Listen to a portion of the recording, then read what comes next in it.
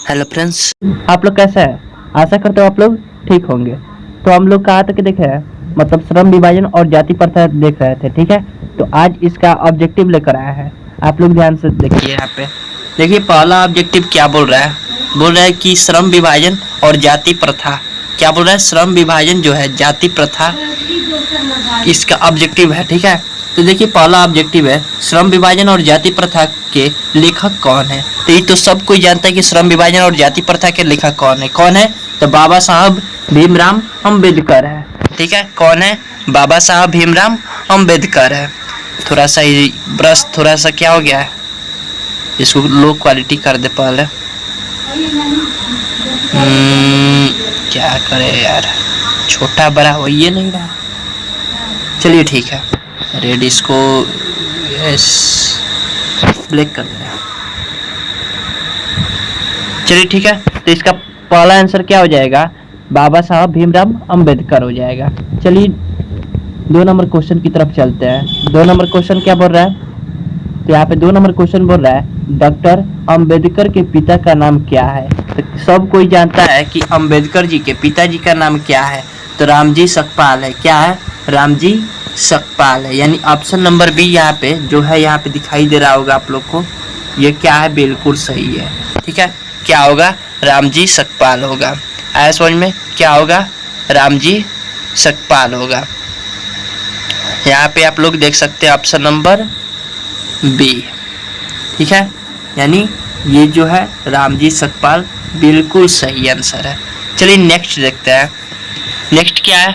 आधुनिक सभ्य समाज कुशलता के लिए किसकी आवश्यकता मानता है, ठीक है। आधुनिक सभ्य समाज कुशलता के लिए किससे आवश्यक मानता है। तो किससे आवश्यक मानता है? तो सब कोई जानता है, उस दिन बताया भी थे।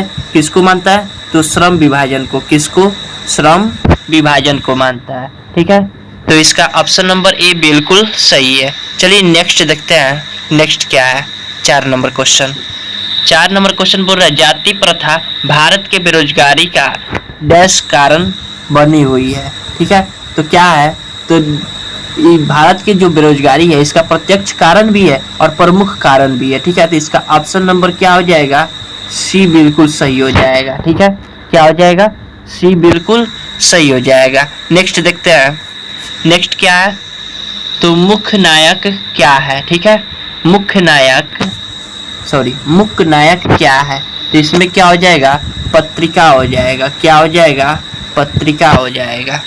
चलिए नेक्स्ट देखते हैं।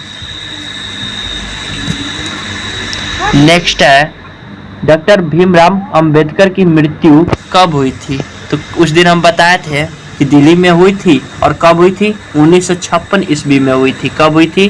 1956 ईस्वी में हुई थी, ठीक है। यानी जब हम कवि परिचय दे रहे थे आप लोग को बताया थे, क्या बताए थे कि भीमराव अंबेडकर की मृत्यु जो हुई थी कब हुई थी? 1956 में दिल्ली में हुई थी। चलिए नेक्स्ट देखते हैं। नेक्स्ट है भीमराव अंबेडकर का जन्म कब हुआ था। तो ये भी सब कोई जानता है। कब हुआ था भीमराव अंबेडकर का जन्म? तो ये हुआ था 14 अप्रैल 1891 ईस्वी में, ठीक है। कब हुआ था? 14 अप्रैल 1891 ईस्वी में हुआ था। चलिए नेक्स्ट देखते हैं। नेक्स्ट है अंबेडकर की दृष्टि से भाईचारे का वास्तविक रूप कैसा होता है, ठीक है। जो अंबेडकर जी है इनके दृष्टि से भाईचारे का वास्तविक रूप क्या है। तो उनका क्या है वास्तविक रूप? तो दूध और पानी के मिश्रण की तरह है, बताए थे हम, ठीक। कैसा है? दूध और पानी के मिश्रण की तरह है। यानी ऑप्शन नंबर इसमें क्या हो जाएगा? बी बिल्कुल सही हो जाएगा। नेक्स्ट देखते हैं क्या है। यहाँ पे नेक्स्ट है भारत संविधान के निर्माण में महत्वपूर्ण भूमिका किसने निभाई। तो किसने निभाई है? तो भीमराव अंबेडकर जी ने निभाई है। किसने निभाई है? तो भीमराव अंबेडकर ने। तो इसका ऑप्शन नंबर ए क्या होगा? बिल्कुल सही होगा। नेक्स्ट देखते हैं क्या है। तो नेक्स्ट है सभ्य समाज की आवश्यकता है। क्या है सभ्य समाज की आवश्यकता? तो श्रम का विभाजन है। क्या है? श्रम का विभाजन जो होता है सभ्य समाज के लिए आवश्यक होता है। नेक्स्ट देखते हैं क्या है। तो नेक्स्ट है यहाँ पे प्राथमिक शिक्षा प्राप्त करने के बाद अंबेडकर उच्च शिक्षा प्राप्त करने के लिए कहाँ गए थे? तो कहाँ गए थे? तो न्यूयॉर्क में गए थे। कहाँ गए थे? न्यूयॉर्क में गए थे। यानी ऑप्शन नंबर सी बिल्कुल सही है। चलिए नेक्स्ट देखते हैं। नेक्स्ट है अंबेडकर की चिंतन, ठीक है, अंबेडकर के चिंतन रचनात्मक के लिए प्रेरक व्यक्ति थे। तो कौन प्रेरक व्यक्ति थे? उस दिन हम बताए थे बुद्ध, कबीर और ज्योति फुल्ले, यानी इनमें सभी लोग थे। बताए थे ना जब कवि परिचय दे रहे थे कि प्रेरक व्यक्ति कौन होता है, तो जिससे कोई व्यक्ति देखकर सीखता है वही क्या है, उस व्यक्ति के लिए प्रेरक है।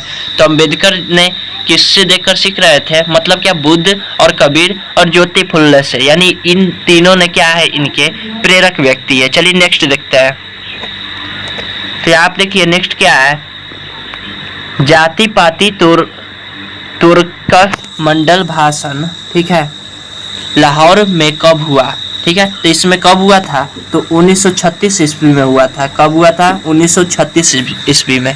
आप लोग को मालूम ही होगा। चलिए नेक्स्ट देखते हैं। श्रम विभाजन और जाति प्रथा क्या है? श्रम विभाजन और जाति प्रथा क्या है? तो निबंध है। बताए थे उस दिन। क्या है? निबंध है। चलिए नेक्स्ट देखते हैं। नेक्स्ट है इसमें निम्नलिखित रचनाओं में कौन सी रचना डॉक्टर भीमराव अंबेडकर की है? तो क्या है इसमें? तो कौन सी रचना है जो डॉक्टर भीमराव अंबेडकर की है? तो the caste in India, the untouchable, who are they, who are Shudras, यानी इनमें सभी होगा। उस दिन हम बताए भी थे इनमें क्या होगा, सभी होगा। चलिए नेक्स्ट देखते हैं। क्या है?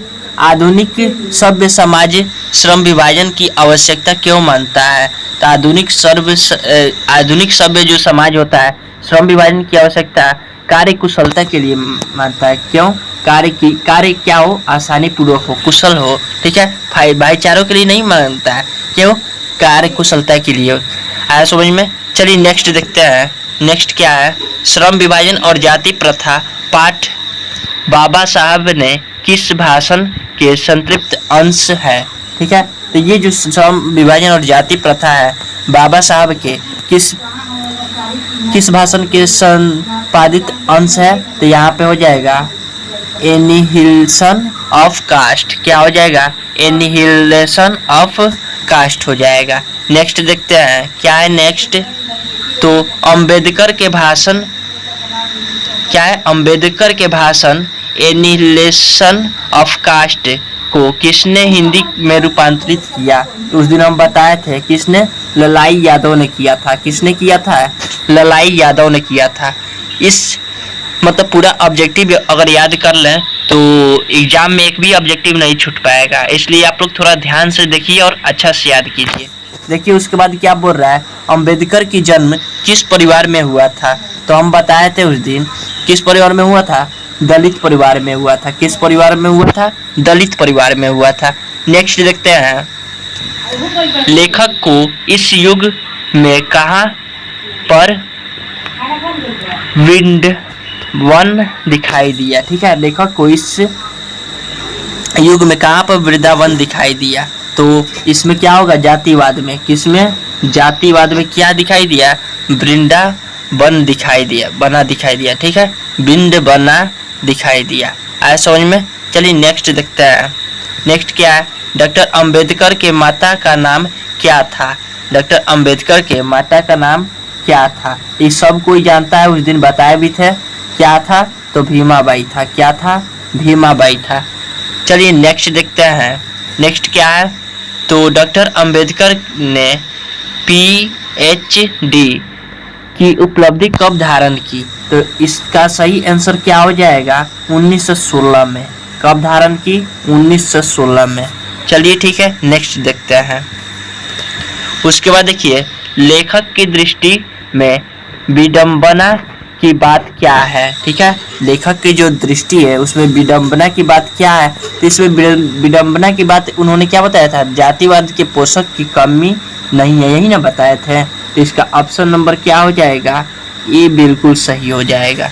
क्या हो जाएगा? ये बिल्कुल सही हो जाएगा। चलिए नेक्स्ट देखते हैं क्या है। तो नेक्स्ट है, लेखक की दृष्टि में आदर्श समाज कैसा होना चाहिए? जो लेखक है यानी भीमराव अंबेडकर जी है, उनके दृष्टि में सभ्य समाज यानी आदर्श समाज जो है कैसा होना चाहिए? तो इनमें क्या हो जाएगा? ए नंबर सही है। क्यों? क्योंकि जिसमें स्वतंत्रता, समता और क्या, भ्रातृत्व का भाव हो। ठीक है, क्या हो? स्वतंत्रता हो, क्षमता हो, समता हो और भ्रातृत्व का क्या हो? भ्रातृत्व का भाव हो, यानी भाईचारे का भाव हो। ठीक है, यानी ऑप्शन नंबर ए बिल्कुल सही है। चलिए नेक्स्ट देखते हैं। नेक्स्ट क्या है? लेखक बेरोजगारी के प्रमुख और प्रत्यक्ष कारण किसे मानते हैं? तो लेखक जो है बेरोजगारी के प्रमुख और प्रत्यक्ष कारण जाति प्रथा को मानते हैं। किसको मानते हैं? जाति प्रथा को मानते हैं। हम भी उस दिन बताए थे यदि ये नहीं होता तो क्या होता है, मतलब बेरोजगारी कम होता है। क्यों? क्योंकि जो हम बताए थे कि जो व्यक्ति काम नहीं करना चाहता है वो काम वही समाज थोपता है कि नहीं तू यही काम करेगा, लोहार जाति से हो तो लोहे का ही काम करोगे। ठीक है, चलिए नेक्स्ट देखते हैं। The caste in India their mechanism की रचना है। ठीक है, the caste in India their mechanism की रचना है? तो इसकी क्या हो जाएगी? सही आंसर हो जाएगा भीमराव अंबेडकर जी का। किसका है? भीमराव अंबेडकर का है। चलिए नेक्स्ट देखते हैं क्या है। आर्थिक पहलू से सभी जाति प्रथा है। ठीक है, आर्थिक जो पहलू है उसे सभी जाति प्रथा क्या है? हानिकारक है। क्या है? हानिकारक है। चलिए नेक्स्ट देखते हैं क्या है। तो नेक्स्ट है डॉक्टर भीमराव अंबेडकर का जन्म कहाँ हुआ था? तो हम बताए थे महू मध्य प्रदेश हुआ था। कहाँ हुआ था? महू मध्य प्रदेश हुआ था। आया समझ में? चलिए नेक्स्ट देखते हैं। नेक्स्ट क्या है? डॉक्टर अंबेडकर ने किस पत्रिका का संपादन किया? यानी डॉक्टर अंबेडकर जो है किस पत्रिका का संपादन किया? तो क्या हुआ? इसका सही ऑप्शन हो जाएगा बहिष्कृत भारत। क्या होगा? बहिष्कृत भारत का। चलिए नेक्स्ट देखते हैं। नेक्स्ट क्या है? भारतीय संविधान